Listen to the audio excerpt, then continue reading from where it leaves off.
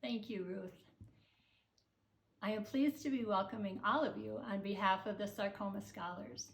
It is amazing that we are recognizing 50 scholars that have gone through the program since its inception in 2009.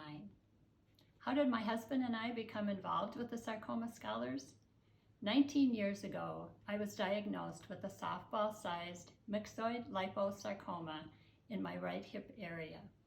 My husband and I had never even heard the word sarcoma, and no one that we knew had either.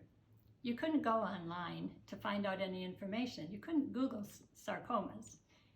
The only medical information that was available was medical jargon that we didn't understand. It was a lonely and frightening time without access to education. My sarcoma journey started when I fell down the stairs in January of 2001 when my knee gave way. I spent 5 months being misdiagnosed.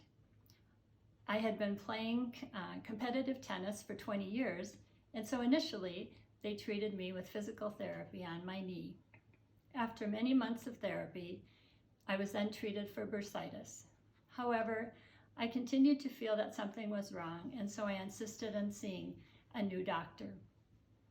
I finally got the correct diagnosis from Dr. Cheng, who then removed the softball-sized soft tissue tumor that was wrapped around my major muscle, which also had to be removed.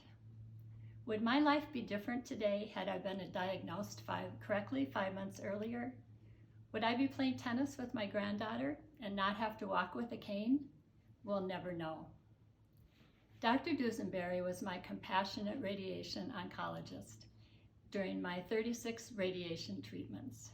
This was during the summer of 2001 when Karen died, and so I've also always felt a connection with Karen, the Wyckoffs, and Dr. Dusenberry.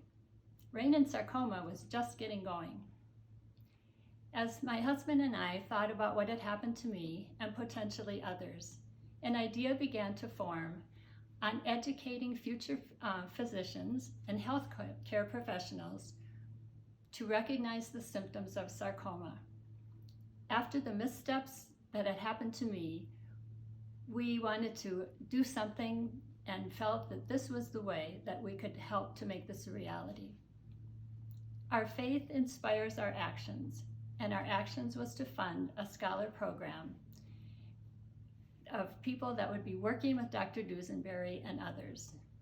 We feel it is critical, that education is critical in diagnosing this disease and improving the quality of care for future generations of sarcoma patients.